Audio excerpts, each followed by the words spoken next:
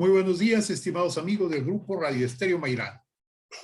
Hoy es sábado 17 de julio de 2021 y es un grato placer darles la más cordial bienvenida esta mañana de historia. Gracias, muchas gracias por la oportunidad de convivir a través de esta pasión. Soy Luis Alberto Vázquez Álvarez. Alentar la memoria histórica a través de imágenes es un logro artístico, además de identitario. Somos lo que la cultura inmediata nos ofrece y amamos en razón de lo que vemos y apreciamos. Postales de Torreón, ese es nuestro tema de hoy. Y recuerden, distinguidas damas y caballeros amantes de la historia, que para nosotros escuchar sus opiniones nos enaltece, eleva nuestra calidad humana. Por ello les invitamos a que con toda confianza nos brinden su visión del tema y nos honren con ella. Con mucho agrado damos la más cordial de las bienvenidas a nuestro distinguido invitado, arquitecto Antonio Méndez Vigatá, amante de la cultura en general, la música y la historia en particular. Es un intelectual lagunero que destaca también en la educación. Toño, muy buenos días. Muy buenos días, Luis Alberto. Qué gusto que me hayas invitado y poder estar con tu público. Gracias. Vamos a tener como música de fondo la suite mexicana, interpretada lógicamente por la Camerata de Coahuila. Toño, ¿qué es una tarjeta postal? Bueno, una tarjeta postal en realidad es un recuadro de cartón o puede ser incluso de una fotografía que por un lado, que es lo que nosotros conocemos actualmente o que se conocía más recientemente, tiene una imagen y por el otro lado lo que tiene es una cara blanca donde se pone pues la dirección de una persona, se puede poner una idea, un pensamiento y cabe decir que no siempre fue la tarjeta postal de esa forma. En un principio, cuando se inicia realmente su publicación en 1870, lo que había era pues una imagen con un sello oficial y del otro lado se escribía la dirección y se podía poner algún tipo de mensaje muy breve. O sea, la idea era poder mandar de una forma más económica que de una carta, porque en aquella época, para los que tenemos cierta edad, nos acordábamos de que para enviar una carta te la pesaban y en base al peso era el costo que tenías que pagar de las estampillas. Y bueno, pues lo que hacían de esa forma era hacer un pequeño ahorro. Y pues esas tarjetas que les digo son de 1869, 1870, en Austria, es que las empiezan a sacar. Y bueno, más adelante evoluciona, empiezan a poner una serie de imágenes, pero también cabe destacar que hay antecedentes a lo que viene siendo esa tarjeta postal, porque la primera que se conoce es de 1840, es de prácticamente 30 años antes, que fue hecha por un inglés llamado Theodore Hook. Era una persona que lo hizo como broma. Él mismo pintó de un lado del cartón una imagen de trabajadores postales y del otro lado se manda a sí mismo la postal como para que la vieran la gente que trabajaba en el servicio postal inglés y pues de alguna manera pues a lo mejor reírse o algo, ¿verdad? Pero había antecedentes también. Cabe mencionar que antes incluso de que existieran las estampillas y el servicio postal formal, había lo que eran tarjetas de presentación, que muchas veces esas tenían un grabado y la gente ponía ahí su nombre, un breve mensaje, y había también el papel de las cartas, podía tener una imagen o incluso los sobres. Y entonces todo esto va evolucionando hasta que desemboca en lo que nosotros, nuestra generación lo conoció. La generación actual, pues lo que hacen es se toman una selfie y se la mandan por WhatsApp o por alguna otra plataforma y entonces pues es una imagen, pero la tarjeta postal tiene significados muy diferentes a lo que pudiera ser una selfie o una fotografía que uno tome. Déjame hacerte una pregunta, a lo mejor si quieres tú, ilógica, pero bueno. Se supone que el carácter postal se refiere al hecho de que sea enviado por correo. Pero ¿en qué medida podríamos pensar que algunas imágenes que pudieron haber viajado en la antigüedad de un pueblo a otro como imágenes, como tales, pudieran ser también antecedentes? ¿Qué sé yo? Vamos a poner el ejemplo de alguien que dibuja las pirámides de Egipto en la época ptolomeica, por ejemplo, y se le envía a alguien que está en Grecia en una tablilla, puede ser de arcilla, puede ser en un papiro, pero para que conozca ese lugar, ¿se podría considerar como antecedente o definitivamente no? No hay rastros de nada de eso que tú comentas. Puede ser que sí haya sucedido, ¿eh? O sea, se me haría hasta lógico, ¿no? Que en algún pergamino, en algún papiro, alguien hiciera un dibujo, que de hecho sí existen cartas, por ejemplo, de 1810 o de 1790. Es más, algunas muy interesantes que enviaron los soldados que fueron en la expedición a Egipto con Napoleón a finales del siglo XVIII.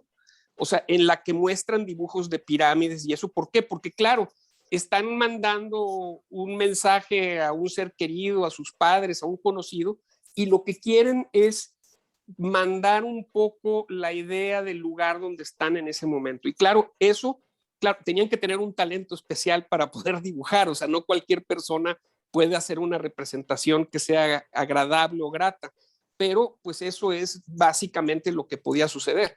De hecho, digo, qué lástima que no lo puedan ver los radioescuchas, pero te voy a mostrar un encabezado de una carta del siglo, de principios del siglo XIX, antes de que existieran las postales, y ves el papel de la carta con una imagen que es un grabado de un pueblo que está junto al mar. Entonces, ¿qué sucedía? La gente iba a ese pueblo, a lo mejor de vacaciones, compraba ese papel, escribía su carta, la metía en un sobre y la enviaba y le mandaba a la gente a la que le estaba haciendo llegar su mensaje, pues una idea de dónde estaba y qué estaba haciendo. Ok, perfecto. Se me ocurre ahorita algo muy concreto.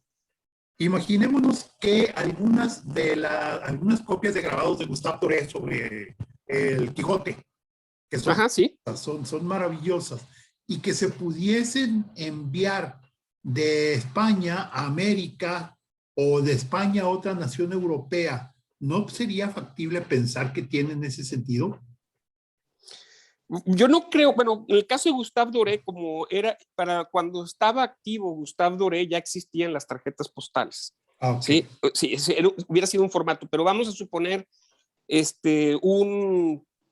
una persona que hubiera hecho un dibujo o que hubiera mandado un grabado, muy probablemente lo que hubieran hecho hubiera sido meterlo dentro de un sobre o de algo que lo cuidara, porque tenemos también que pensar que puede haber un daño a las imágenes en el trayecto. Entonces, no cuenta realmente como una tarjeta postal. Una tarjeta postal es una sola hoja, que puede ser una fotografía, puede ser un grabado, puede ser incluso un dibujo que alguien haga, pero tiene que tener un formato específico y entonces eso se manda. Y claro, aquí el asunto era lo que yo te comentaba, que el costo de mandar o el costo de la estampilla para poder enviar esa imagen era un costo más reducido que el de mandar una carta. O sea, esa era parte del atractivo. ¿Y en qué medida podríamos considerar la frase famosa de que una imagen dice más que 1000 palabras como precisamente la importancia de una postal? Definitivamente, o sea, y ahí está una de sus relevancias, porque a final de cuentas, una postal como las más recientes, ya después de 1870, que las primeras que salieron eran simplemente, como te decía, una dirección, el sello timbrado y atrás para mandar un mensaje.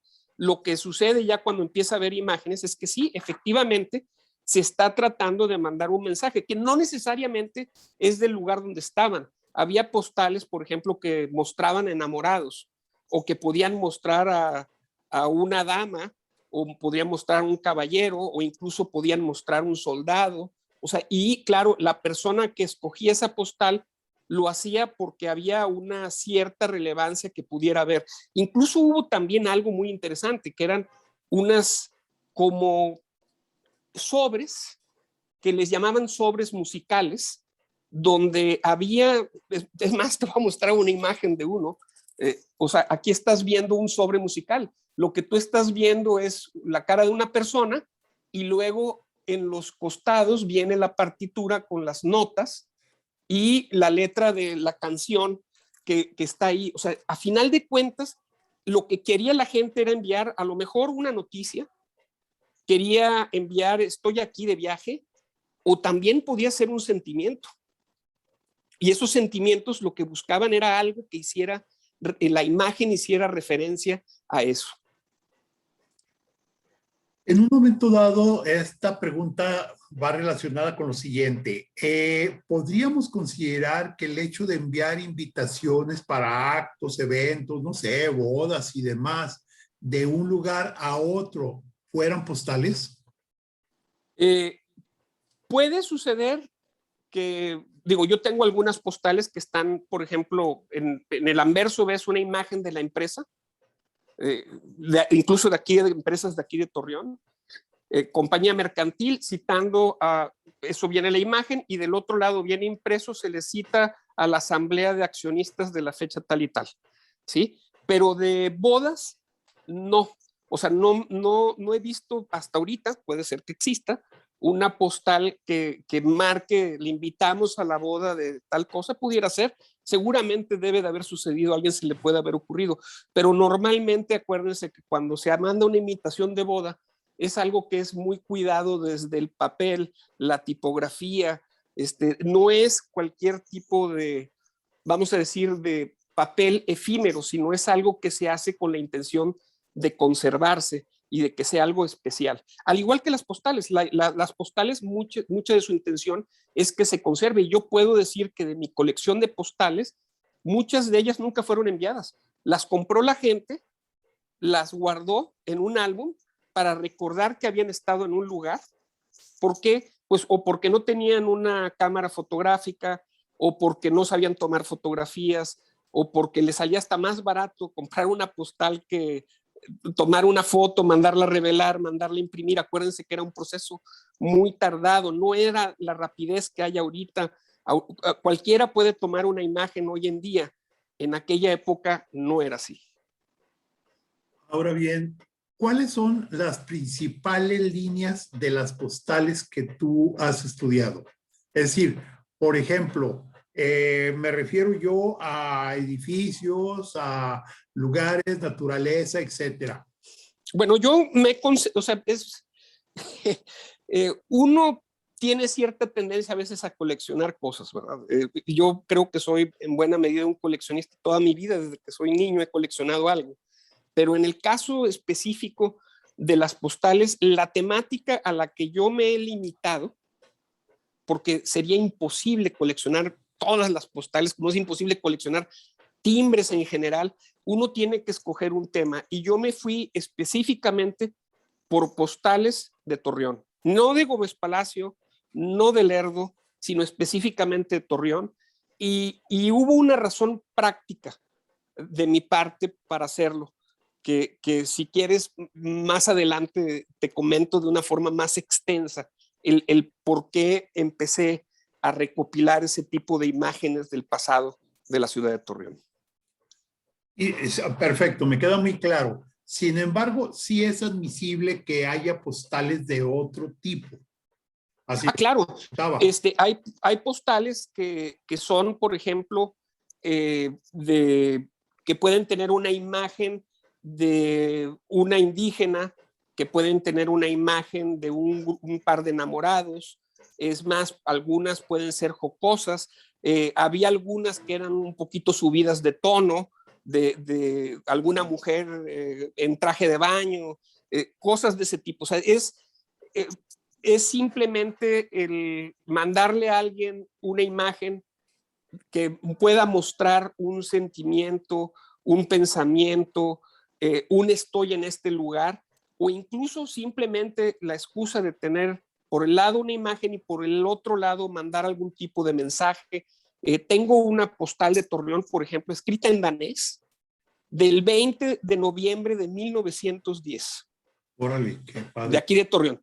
Y le pedí a un amigo que me la tradujera, Henning Jensen, que es danés, y lo que dice ahí es que hay mucha inquietud y que ese día habían amanecido en la ciudad de Torreón todas las panaderías, todas las tiendas de abarrotes cerradas, porque había inquietud de lo que podía pasar en la ciudad. Entonces, quiere decir que las noticias de lo que estaba sucediendo en Puebla, se estaban de alguna manera manifestando en ese momento, y eso es un documento histórico que lo refleja. Claro, fabuloso. Toño, vamos a hacer una breve pausa. Y al regresar, me gustaría preguntarte qué tan factible es pensar en postales sobre obras pictóricas majestuosas, obras de arte. Vamos a hacer una breve pausa. Regresamos a Diálogos con la Historia. Estamos platicando con el arquitecto Antonio Méndez Vigatá, un amante de la historia, amante de la cultura, de la música, realmente una persona muy preparada, intelectual, sobre el tema de las postales de Torreón, que él colecciona, y ahorita nos va a platicar un poco de su colección.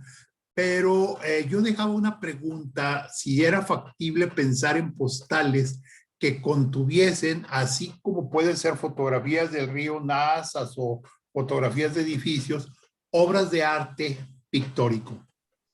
Bueno, definitivamente sí. Hasta la fecha, si uno va a un museo en cualquier parte del mundo, se encuentra en la tienda imágenes de postales que pueden ser de pinturas de Monet, de Van Gogh, de quien sea, ¿verdad? Pero curiosamente aquí en Torreón también había postales de eso. O sea, había postales de monumentos, de algunos que ya no existen. Por ejemplo, el monumento a Ceres, que se ubicaba en la calzada Colón.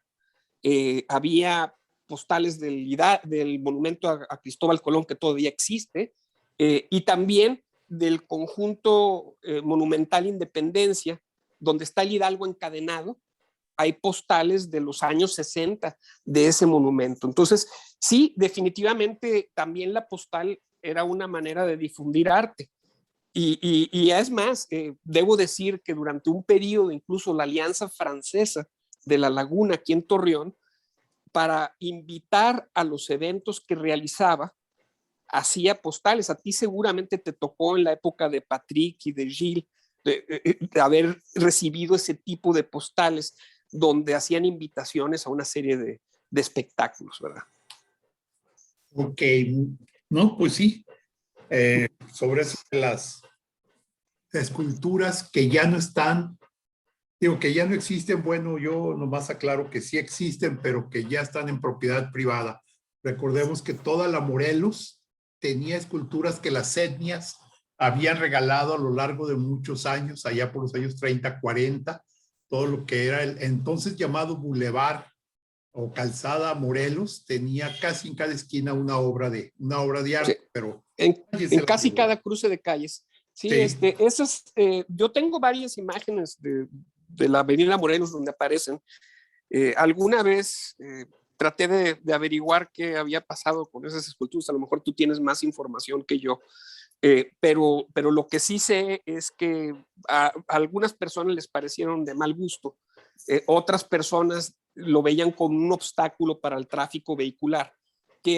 Hay que recordar que el tráfico vehicular pues no le gusta que haya obstáculos en el cruce de las calles. Acuérdense de una escultura que se removió, que estaba donde terminaba la avenida Juárez y Diagonal. Esa desapareció por un accidente que hubo ahí tremendo, o sea, la tuvieron que quitar.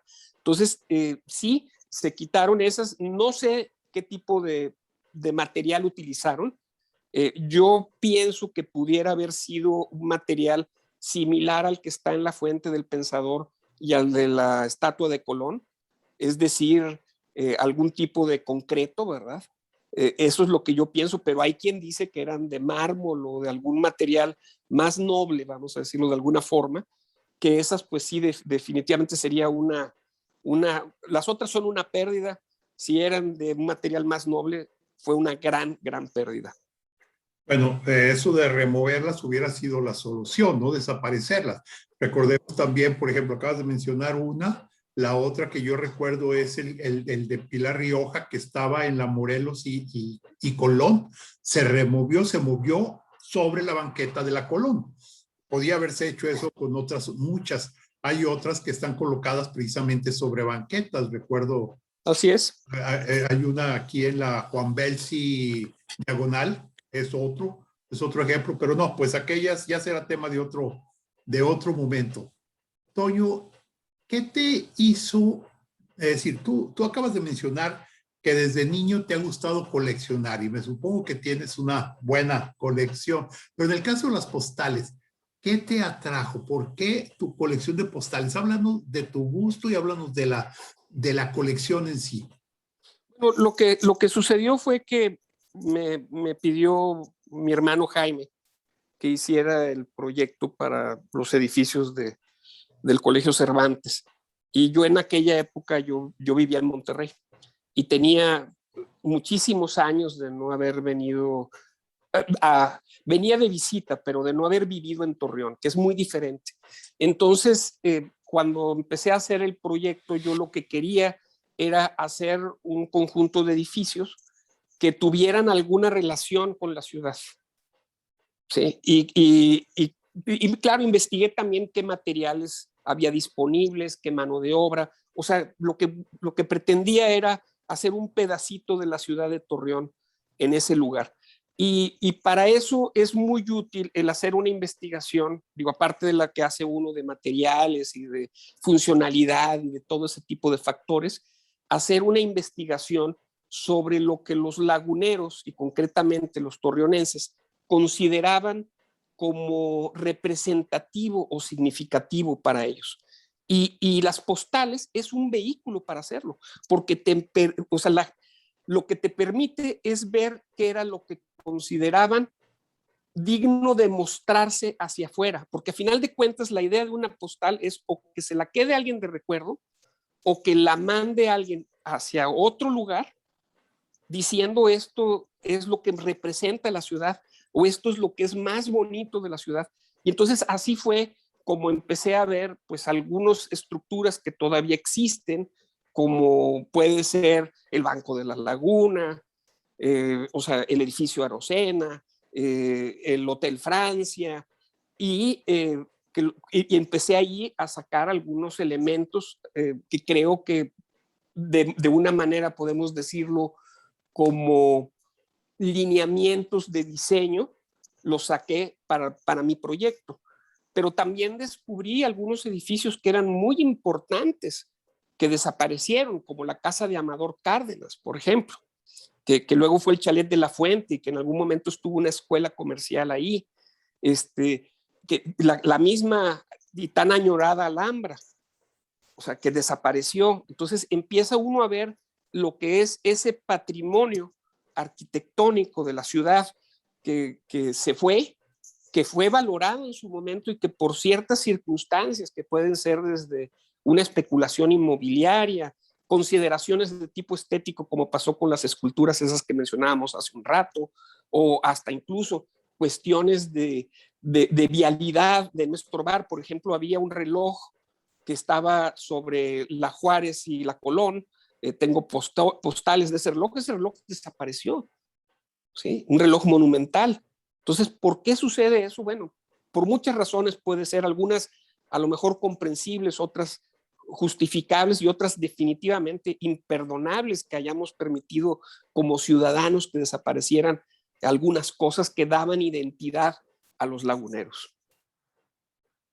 Y a partir de ahí nació tu interés en crear ese tipo de colección. ¿Sí? Así es. Has mencionado varias de las que te llaman la atención, pero por ejemplo, en Torreón concretamente, ¿en qué momento podemos empezar a encontrar postales? Bueno, empiezan casi al inicio de la ciudad. Tengo, por ejemplo, una postal que muestra la inauguración de uno de las estaciones de ferrocarril. O sea, es una postal de 1901. Poco, no es de gran calidad, pero está mostrando esa imagen de la inauguración. Tengo postales de la ciudad de 1890 y tantos. Se empiezan a hacer muy pronto.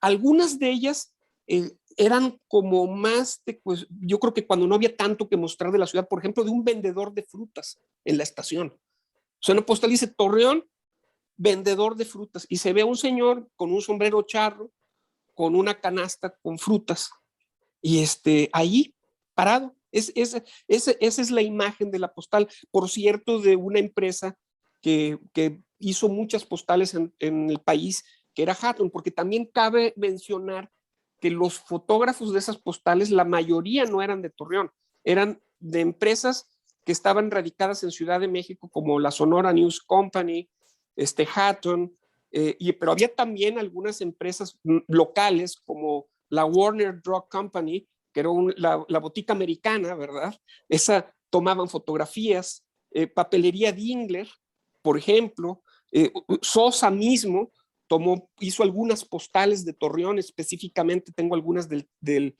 Teatro Isauro Martínez, tengo unas panorámicas aéreas, o sea, y claro, para encontrar ese tipo de imágenes, pues el lugar donde menos las vamos a hallar es aquí en Torreón, porque la gente las enviaba fuera o se las llevaba fuera de la ciudad. Tocaste un tema muy interesante. Mira, generalmente nos imaginamos que las postales van enfocadas a obras, es decir, a edificios, a monumentos, pero tocaste el tema del vendedor y entonces ahí nos ubicamos en un tipo de postales que sería interesante tener, no sé cuántas tengas tú, de carácter antropológico, es decir, de la gente. Mencionabas al principio de la foto de la Indita y demás, pero ese tipo de postales nos pueden llevar a conocer más profundamente a nuestra comunidad, ¿no? Definitivamente, pero son bastante escasas las que hay de Torreón. Tengo algunas, por ejemplo, de una carreta de bueyes con mercancías, de aquí de Torreón. Qué Tengo de algodoneros. Estoy hablando de antes de la revolución. O sea, ¿qué sucede? Bueno, tomaban fotos de cosas o de personas, tengo una postal también de viviendas hechas de carrizo, obreras. Ok. Sí, también eso lo consideraban como digno de enviarlo, pero como dices tú, por la cuestión antropológica, porque también lo que a veces se quiere enviar es la imagen de la otredad. O sea, viene un extranjero y ¿qué quiere? Mostrar lo que es diferente del país donde está. Seguramente aquí en Torreón, cuando se tomó esa imagen de este vendedor de frutas, pues había gente que estaba vestida a la moda de Nueva York y de París. Claro. Sí, pero a ese no le iban a tomar la imagen, se le iban a tomar a alguien que lo pudieran ver como algo exótico, sería la palabra, algo diferente a donde se enviaba la postal. Y hay que mencionar algo que es bien importante, que muchas de esas postales, los textos descriptivos no están en español, están en inglés. Sí, lo cual demuestra lo que te estaba diciendo, que son para enviarse fuera, no para quedarse localmente. Perfecto, eso me queda muy claro. Y ahora tengo la pregunta a la inversa. ¿Y cómo es que tienes eso que debió haberse ido? Porque lo he tenido que conseguir fuera. Yo he comprado postales desde Rusia, Francia, Alemania, Suiza, España, Estados Unidos, o sea, en diferentes partes del mundo. Pues digo, ahora es mucho más fácil a través de internet. En un principio pues era yendo a los mercados de pulgas, ¿no? O de antigüedades, el mercado de San Juan, incluso en la Lagunilla en Ciudad de México, una vez tuve la suerte de encontrarme como 6 postales de 1913 de un oficial del Ejército Federal estacionado aquí en la ciudad de Torreón. O sea, uno encuentra esas cosas. Claro, los mensajes, algunos pueden ser como el que mencionabas un rato, de que están hablando de un suceso que pasó. Otros, por ejemplo, hablan tengo una de 1920 que hablan de que hay una epidemia de gripe fuerte en la ciudad de Torreón. O sea, empiezas a documentar a través de esos mensajes que pueden haber sido personales o familiares, dando noticias de cómo está alguien, ¿verdad? Otras, pues se ve claramente de que son postales que envió alguien que estaba pretendiendo a alguna chica, ¿verdad? o postales enviadas a una amistad. Esa es la dinámica básicamente que hay. Muy interesante en ese aspecto. Sí, de veras, definitivamente. Y bueno, pues hay que saber buscar y hay que querer buscarlo, porque tú llevabas pues una brújula que querías orientar, porque ahora quien vaya a eso y, mira una postal y ahí la deja, pero tú ibas por ella. Excelente. Sobre eso quisiera hacerte otra pregunta de la cuestión antropológica. Por ejemplo, Torreón de aquellos años estaba volcado sobre todo sobre el Cerro de la Cruz, sobre los cerros. Es muy común que hablemos de la Casa del Cerro como un monumento maravilloso, pero ¿qué pasa con todas las viviendas y todo lo que estaba a un lado de él?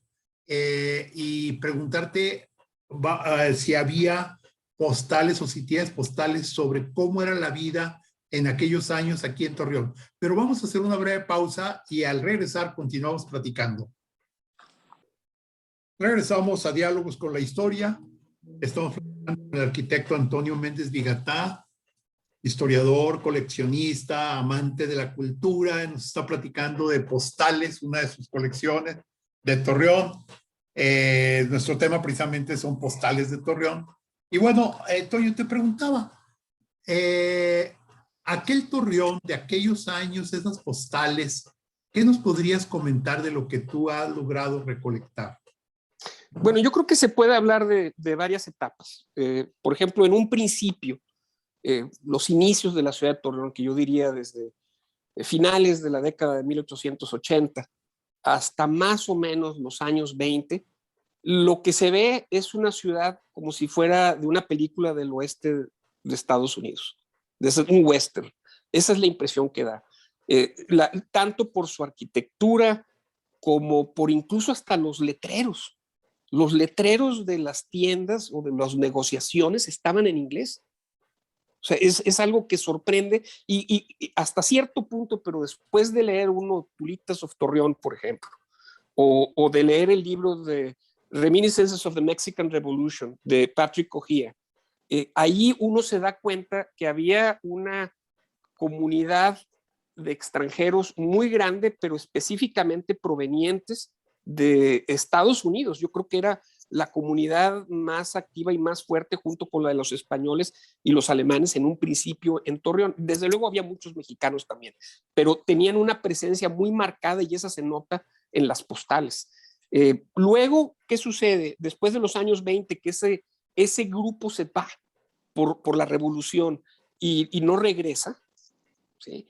Entonces, lo que empezamos a ver es una ciudad que empieza a cambiar su fisionomía, se empieza a modernizar y empieza a tener un desarrollo más parecido a lo que pudiéramos decir que era la ciudad de Monterrey en esa época, ¿sí? O sea, estoy hablando de la imagen urbana de Torreón. Y luego viene un boom que es clarísimo entre los años 40 y los 50, que es el auge del algodón, y que entonces empezamos a tener estructuras de, vamos a decir, bueno, cabe un paréntesis, pero estructuras como el edificio Monterrey, el Hotel Río Nazas, claro, había habido hoteles muy buenos como el Hotel Salvador, que es de antes de la Revolución, pero es de estilo victoriano, porfiriano, dirían, ¿verdad? Pero a final de cuentas, ese boom que se da en los años 50 es totalmente notorio. Y es más, de los edificios más altos que seguimos teniendo en la ciudad, siguen siendo esos dos de los años 50. La ciudad luego cambia su forma de crecer, empieza a haber esas colonias residenciales.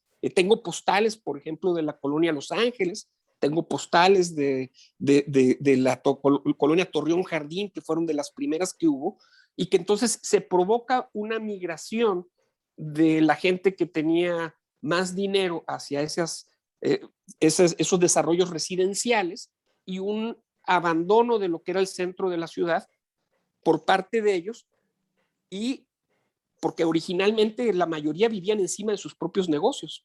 O sea, si uno ve el edificio Arocena, bueno, pues la familia Arocena vivía arriba del edificio de Arocena, y había unos edificios de departamentos, había unos departamentos que rentaban, supongo yo, a empleados o gente allegada a ellos. Entonces, ese cambio que se va dando de migración también se va notando a través de las postales. Toño, ahorita que tocaste el tema de las colonias residenciales que van surgiendo, me queda la duda de lo que hoy conocemos como la zona rosa de Torreón, donde hay casas, edificios preciosos, algunos ya desaparecidos tristemente, que es alrededor de la Alameda. ¿Tienes postales sobre ello? De lo que había alrededor de la Alameda es muy curioso, pero de esa época prácticamente no tomaron postales. Nada más tengo de ahí, de enfrente de la Alameda, una postal de lo que era la Clínica Americana, que luego se transformó en la Clínica Mexicana, y ese predio lo vendieron al Centro Médico y al ISSSTE. Ok. Sí, sí, pero de lo que eran esas residencias ahí alrededor de la Alameda, que sí, efectivamente, la gente que tenía medios, pues migró un poco del centro histórico de la ciudad, pasaron la colonia y empezaron a hacer residencias importantes ahí cerca de la Alameda, y luego emigraron a las colonias residenciales que mencionaba. Pues sí, esa es la evolución que ha habido dentro de la ciudad. Y claro, en la Avenida Colón tenía a sus costados residencias importantísimas, como la misma de la Alhambra, ¿verdad? Y acá, por ejemplo, enfrente de la Alameda, en la esquina que forman la Juárez y González Ortega, donde hubo una casa, un chalet hermoso con un torreón que incluso se habló que fue cuartel de Pancho Villa. ¿Tienes alguna? Tengo imágenes de esa residencia también, era muy importante, y pues sí, nos tocó a nosotros todavía verla, Sí. y nos tocó la tristeza también de darnos cuenta que fue destruido ese chalet precioso, que según tengo entendido, en el comedor tenía un mural de Tarazona de las 4 estaciones. Me tocó verlo. Soy testigo de ello. Porque pero hay que conseguir una imagen de eso, o sea. No sé si mi buen amigo Belarmino Rimada, cuya madre era la directora de la academia que estaba allí, tenga algo de eso, le voy a preguntar. Sí, valdría la pena rescatar una imagen de eso. Claro, claro, vamos a buscarla. Toño, una pregunta así de importancia ahora. Tenemos el registro histórico, tú tienes ese registro histórico a través de las postales, pero ¿qué significado puede tener una postal antigua de Torreón para los jóvenes de ahora, del siglo XXI, los que andan ahorita, como decías hace un rato, con las selfies? Bueno, yo creo que es muy importante que sepamos de dónde venimos y qué es lo que hemos hecho, qué es lo que nuestros antepasados consideraron como valioso.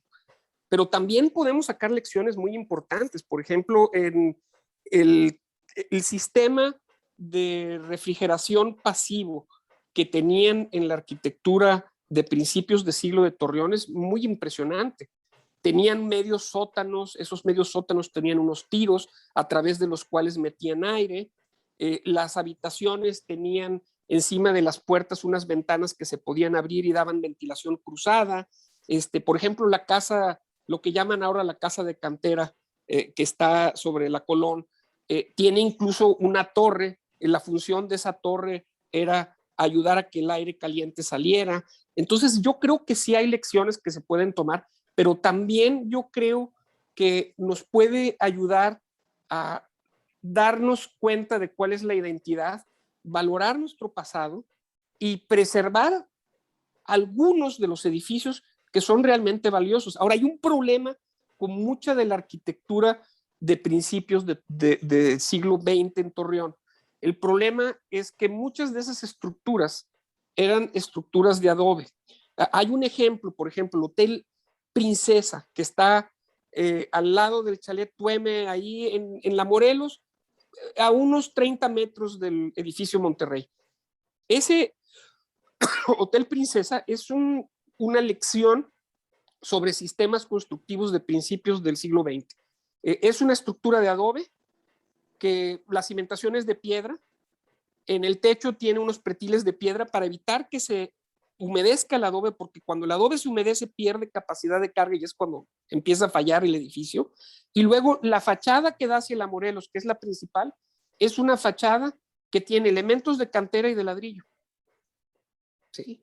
Y tenía un esquema de patio. Entonces creo que si volteamos a ver la arquitectura que tenemos, el pasado, nos ayudará a entender más lo que es la ciudad y también darnos cuenta de ciertas construcciones que fueron hechas con muchísimo optimismo y mucha voluntad por parte de los laguneros, como puede ser el caso del Hotel Río Nazas, que fue una iniciativa de laguneros, de darle a la ciudad un hotel de alto nivel. El ingeniero Ortiz pues fue de los promotores de esa idea junto con don Alfonso Estrada, ¿verdad? O sea, son gente que tenía un emprendedurismo muy grande, una voluntad de modernizar a la ciudad y la plasmaron haciendo edificios.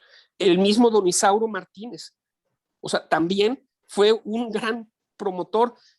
Claro, ese edificio es de los más representativos de la ciudad y hay muchísimas postales del Teatro Isauro Martínez, es decir, ya lo valoraban en los años 30 y los años 40. Me regreso al principio. Mencionaste que en buena medida parte de la colección que hoy posees la empiezas a realizar o la utilizas para la creación del Colegio Cervantes. En este caso, ¿qué fue de esa, qué obtuviste así en concreto? Al hacer el estudio, ¿qué obtuviste de información, de ideas, pues me atrevería a decir incluso de imaginación?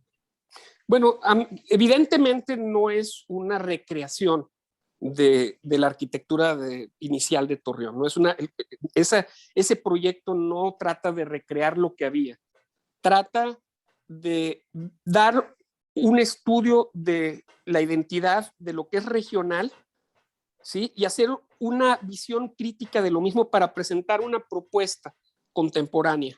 Esa fue mi intención. O sea, es un regionalismo crítico lo que quise hacer ahí. Y entonces, sí, ¿qué lecciones saqué? Por ejemplo, el darle a las ventanas profundidad.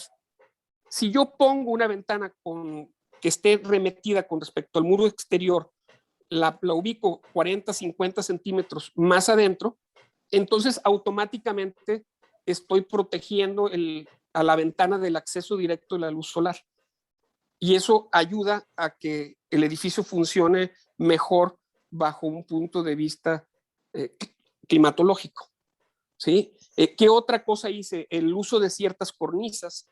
Y también cuando hice el proyecto, en la zona donde no estaba muy desarrollada, ya existía la colonia División del Norte, pero la colonia que está al lado no existía, no había nada ahí.